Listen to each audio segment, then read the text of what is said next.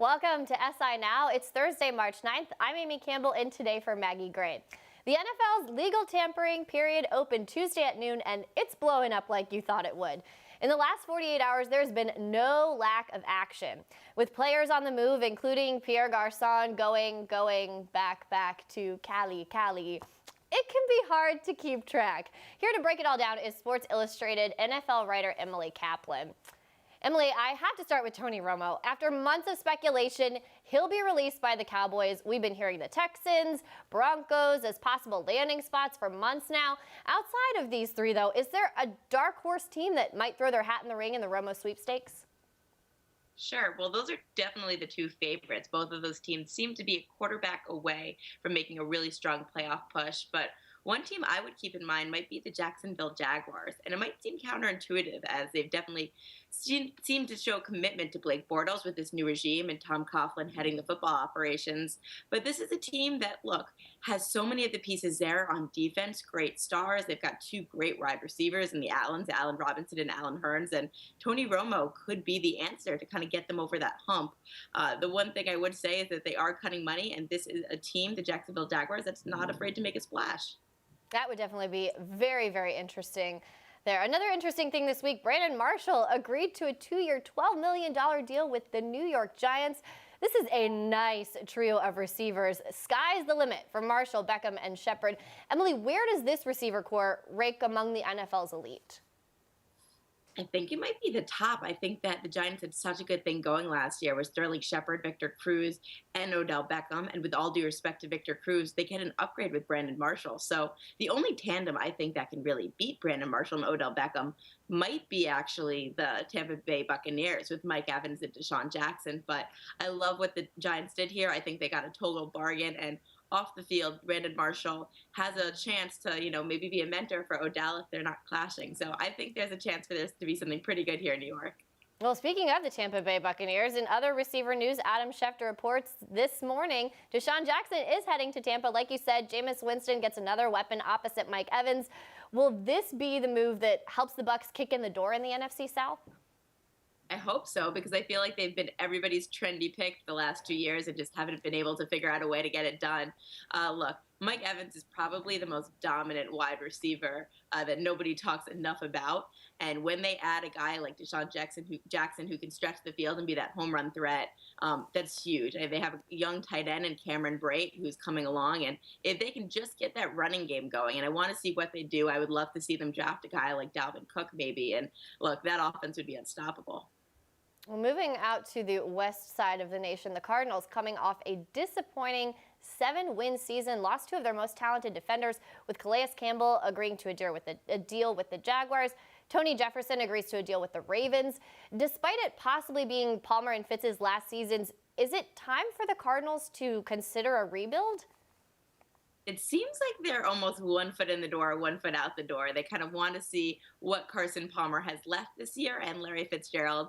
At the same time, it does feel like they're saying, okay, let's start building through the draft again because that's what got us here. So they're a team I would consider as kind of a candidate of partial rebuild. At the same time, who knows? Like Carson Palmer could blow it up this year. They have a great defense already. I mean, they are losing two of their star players, but Tyrann Mathieu kind of is a game changer, and they've got to get pretty good front seven. So 1 foot in the door, 1 foot out the door. I know that's not quite a good, clear answer. All right, Emily, let's play a little free agency fact or fiction here. Adrian Peterson all week has been linked to the Patriots, sources even saying he would take a pay cut to join them. Fact or fiction, Adrian Peterson will be a Patriot? Fact, he would take a pay cut. Everyone takes a pay cut to go there except for Stephon Gilmore, it seems. But I would just say fiction just because I think there's so many other teams at play. One team I would definitely keep as a high contender is the Seattle Seahawks. I think they're waiting patiently to see if they can get him on a bargain as well. But look, I think it would be the most Patriot move ever to get Adrian Peterson. It also would be the most Patriot move ever to draft a guy like Christian McCaffrey. So let's see what Bill Belichick has in mind. Well, Darrelle Revis recently said he wants an $8 million contract or he'll consider retirement. Clearly, Revis is telling teams here, I love the dough. Fact or fiction, Revis gets his $8 million. I don't think he does. And I think the reason that he says that also is he's getting $6 million guaranteed from the Jets. So if someone's offering him $5 million, that just doesn't make sense. I think a lot of teams around the league do believe that the best days are behind Darrelle Revis. Even good days are behind Darrelle Revis. And he's not the player he once was. If he considers going to safety, that's a different question. But I don't think he gets that $8 million. Gosh, it must be nice to sit and get $6 million anyway. Emily, thanks so much for all of this wonderful information. Thanks for joining us. I appreciate it. Thanks for having me. Now joined by a former NFL player himself, the current co-host of Mike and Mike Golic. Mike, thanks so much for being here with us today. My pleasure. All right, so we're talking NFL free agency. Lots of money to be spent this cycle. And Mike Glennon, reports are he just got a nice new deal, 3 years, $14.5 million annually. You know what they say, you're nobody till somebody pays you. This is a lot of money for a guy who hasn't done a whole lot. What do you make of the deal? Well, it's the quarterback position. So whenever you're talking the quarterback position in the NFL, you're magnifying the situation. So it's a guy in 2013, drafted in the third round by Tampa Bay. He starts the fourth game of that season, takes over for Josh Freeman, is the starter, and then Lovie Smith comes in the next year and starts Josh McCown, so he's on the bench, and then he's on the bench behind Jameis Winston. But he flashes enough and has the size to when it's a weak quarterback. Timing is everything. It's a weak quarterback draft, so all of a sudden a Mike Glennon who's thrown 630 passes in his career is getting $14 million a year. It makes me feel I wasted my time for 9 years in the NFL as a defensive tackle for what these quarterbacks get, but that's the going rate. And that's a low-paid starting quarterback in the NFL. So the Glennon family has to be pretty happy about this. Oh, yeah, must be nice. Well, we heard Aaron Rodgers made some comments about potentially needing to rethink his deal. What do you make of that? Well, what I make of that, and I think a lot of that was tongue-in-cheek, because even anybody in the sport understands its timing. The next highest paid at any position happens to be, Joe Flacco was the highest paid for a while. Joe Flacco bet on himself by not taking a long-term deal, takes his team to the Super Bowl, and then gets paid. Is Joe Flacco the best quarterback in the league? No. But for a while, he's the top paid. That's kind of how it works. And all those guys understand that. You know what they're all doing? Pretty well. They're all doing okay. But it's a competitive business both on the field and by paycheck as well. So while I do think it was a bit tongue-in-cheek, I'm sure Aaron wouldn't mind if they came to him and said, hey, we should probably pay you more. All right, so we were having kind of a fun conversation with the staff this morning about quarterbacks who had the most punchable face. So I'm not going to totally go there with you, but as a former defensive lineman, who's a guy you would just love to take a shot at? You know what I hated? Was quarterbacks who whined all the time. They whined after every play if they got hit or if they got knocked down. A guy that works at ESPN with me and was a great quarterback, obviously, was Steve Young. But when I played against Steve Young complained all the time to the refs, and I joke about it with him now about it. I mean, but that's what would get me. Those are the guys that I wanted to hit. They get protected so much. Yeah. So when they start complaining when they get hit a little bit, I just want to drive them into the ground a little more. Just more fuel to the fire. Yeah, exactly. All right, so you and Mike Greenberg have been on air together for a very, very long time. Partnership coming to an end. Right. Let's talk bucket list. What is the one thing that you want to do before this partnership ends? We pretty much have done just about. I mean, going to the White House, was fantastic. We're on David Letterman so many different times. I've been to met so many entertainers. That to me has been the cool part of the show. Playing sports and then being in sports, you meet all the athletes, so that's always been a cool thing. But meeting a lot of the entertainers, if there's one, Archie, I'll give it to you. Yeah. On my bucket list, I want to, through connections and knowing some of the people that are actors as well. We've had The Rock on many a time, and I've told him, I said, I want to get killed in a movie.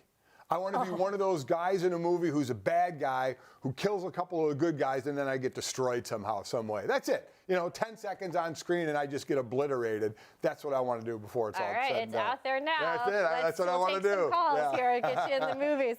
Let's talk about great sports duos throughout history. We're talking about Michael Jordan, Scottie Pippen, Venus and Serena, Brady and Belichick. Where do you and Greeny rank in this Hall of Fame? I don't think we rank that high. We're talking for a living. We're not really doing anything out there like playing tennis or football or anything. But the one thing we have chemistry, and that's something that when you're dealing with multiple people, you can't really teach it. You can't really coach it. That just kind of has to come natural. And that was a good jumping off point for us, is that we had that chemistry right off the bat, so you can build a lot from there. Well, in sports, too, we've seen some partnerships end earlier this year. Kevin Durant opted to leave Yeah. OKC. Very different situation there with him and Russell Westbrook, but have you learned anything from their breakup? Well, I think in any breakup, anytime you've been together for a long time, the best thing is communication. You know, kind of keep the other in the loop. Not that you owe it to them, but if you've been with somebody that long, I do think you kind of owe them a heads up if things are going to change a little bit. And if you get that, great. If you don't, it can be a little disheartening if you don't. All right, let's shift gears a little bit to March Madness. It's about that time of year. We know you guys always have interesting bracket discussions. You like to make several. Are you going to make one this year or several? We stopped making bets. The last bet we made, Greeny lost. He had to milk the cow, and the cow went to the bathroom on him. So we figured that was a great way to end it. We don't need to do that one anymore. We did it for years. I ended up winning more than he did on that. He had to dress up like Justin Bieber. He had to do Dancing with the Stars with one of the dancers from there. When I lost, I had to wax my legs and stuff. That really hurts, by the way. Oh, yeah, I know. Yeah, what is that?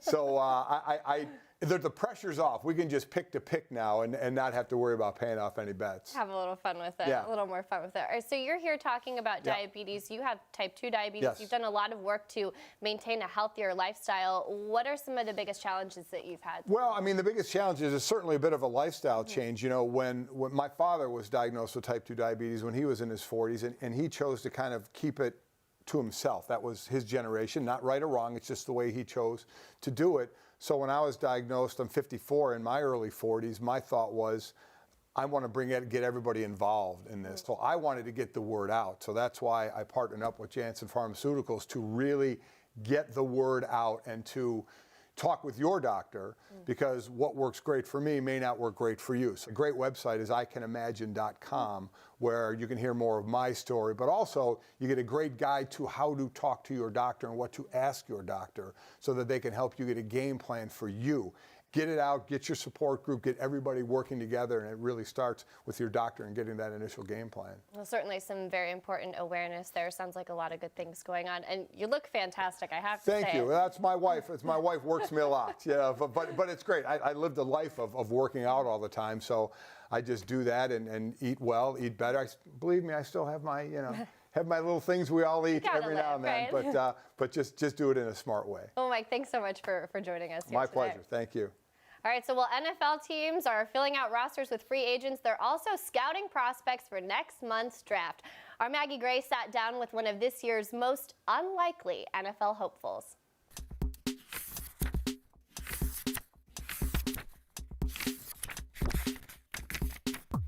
With the NFL Combine in the rearview mirror, we've broken down most of the big prospects like Myles Garrett and Jabril Peppers. But what about Christian Hogan? If you haven't heard that name before, maybe it's because Hogan played college football for tiny Marion University.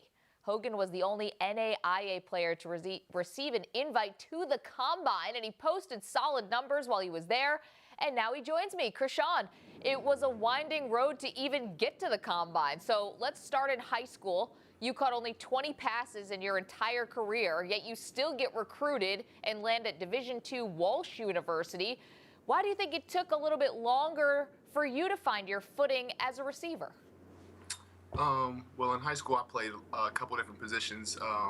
It was just hard for me to, find my role for a while. And then eventually my senior year, I got to rotate as a receiver. So that's when I actually got to get some catches and get on the field a little bit. We've seen this a little bit in the past. Kurt Warner worked at a grocery store and then became a Super Bowl champion and Hall of Famer. You had a bunch of odd jobs as well. You were a janitor working at the YMCA. I mean, what was that like? And then where were you at mentally? I mean, were you thinking at that point your football dreams were totally dead? Well, when I got to Walsh, my first job was actually in the cafeteria at the school. I just knew I needed to work, and so I did that. And then coming back home, I had to pay off the money I owed Walsh to get my transcripts and get accepted into another school. So that's when I got the job as a janitor. It was night shift, so I could do it. Nothing else I wasn't doing anything else at 3 in the morning. So yeah, I look back and I'm grateful for that moment. You weren't doing anything at 3 a.m. Sleeping. Sleeping is what most people do at 3 a.m. Not you. You're up working. So how did you wind up at Marion University, and then how did you even get on the NFL's radar? Okay, so while I was working and going to Ivy Tech here in Indianapolis, I emailed every school in Indiana and just said, hey, I'm back home trying to pay off Walsh. This is how the season went. These are my stats. These are some highlights. And I want to play college football again. And just told him, what had happened, and was looking for another opportunity. And I heard back from Marion University and University of Indianapolis. And then, my sophomore year, I was just trying to fit in. We had some really good leaders that year, so I was just trying to do what I could do my sophomore year. I was able to have a pretty good year, and we went to the NAI National Championship. And then the next year, I was a junior. We had some big seniors graduate, and then it was like, okay, now I got to step up and I got to be a guy for this team. And that's when I had a huge year that year, and we actually won the national championship that year. Yeah, you made the most of your opportunity. And listen, this is across the board in life. You will always be your best public relations. You got to get your own stats out there if no one's going to come and listen to you. Okay, let's talk about the Combine. What was it like being there with John Ross and these other major college prospects? It was great. It wasn't the first time I had been around, other great players, just because the All-Star game I was able to go to. But going to the Combine and just being around all those guys, and I see that these guys are projected to go first round and stuff. It was kind of crazy to be around some of those guys. But for me, I was just trying to go out there and just show everybody that I'm not going to be scared of the moment, and I can put up good numbers for my size. When you started meeting with these NFL teams and coaches, I mean, who did you start hearing comparisons to? Who are people telling you remind them of? Well, they mainly ask me who I think, who I watch and who I try to emulate. But there's guys in the league like, Julio Jones, Demaryius Thomas. So I'm just trying to be, the next guy who can be that big outside receiver for a team that can make those big plays. Christian, how confident are you that you're going to get drafted? I feel pretty confident I'm going to get drafted. I think I went out there at the Combine and the Pro Day yesterday, and I think I show teams that, I'm not just that big guy, but I can run, and I'm a natural catcher and all that. So I just need a team now to trust me, watch my film, and then trust the potential that I'm showing. Christian Hogan, we are wishing you all the best. What a story, from working in the cafeteria, the YMCA as a summer job, to the NFL Scouting Combine. You've already achieved a lot, and looking forward to more. Thank you so much. Thank you.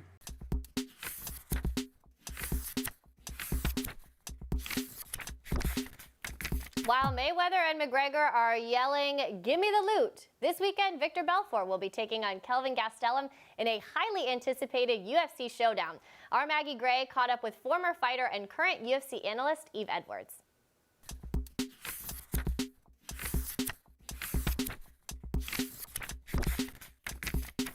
Yves, let's start here. Safe to say that 2016 was a year to remember in the UFC.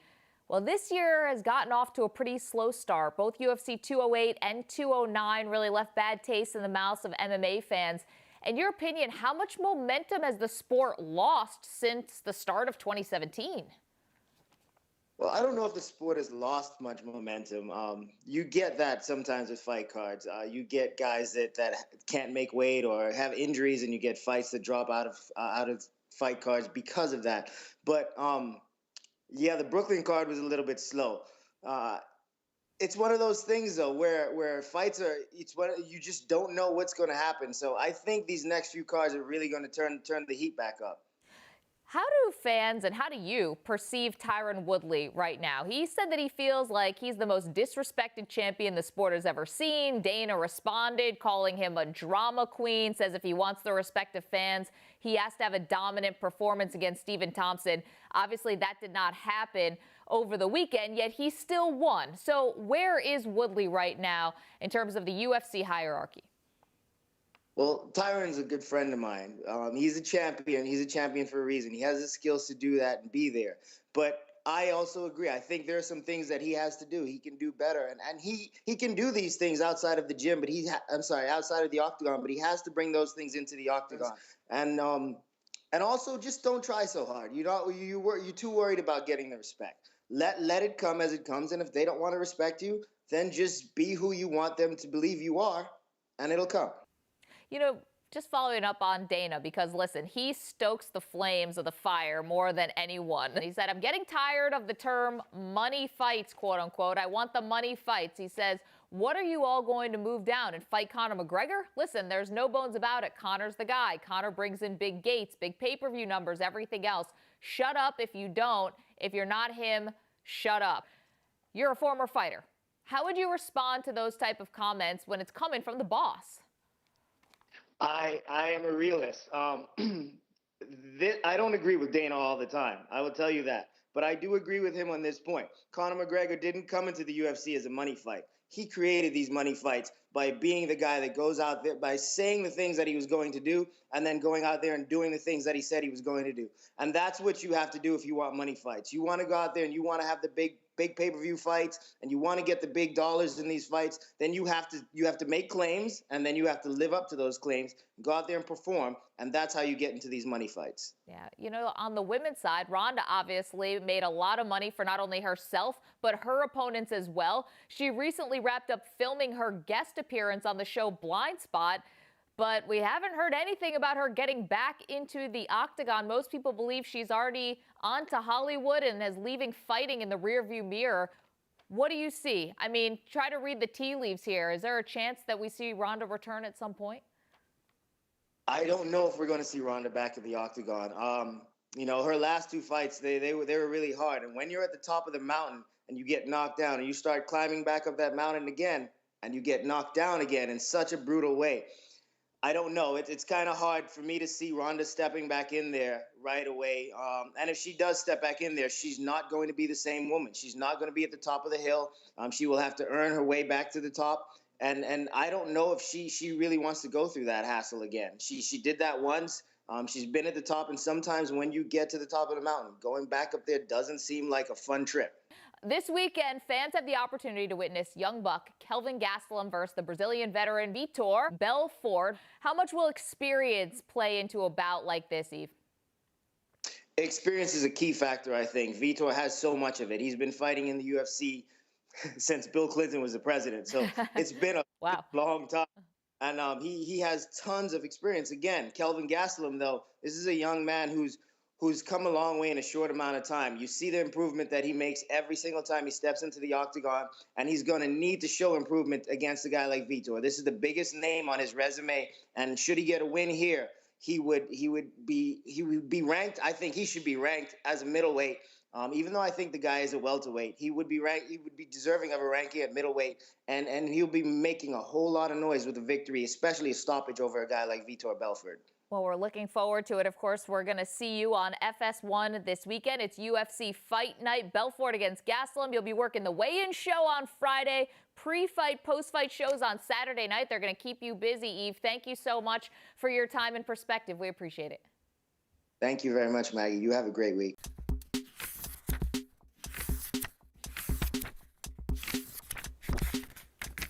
That's going to do it for this Thursday edition of SI Now. Maggie will be back tomorrow at 10:30 a.m. Eastern with a fresh look at all the latest sports news. But until then, stick with SI.com. Don't forget to follow us on Twitter at SI Now Live. And if you don't know, now you know.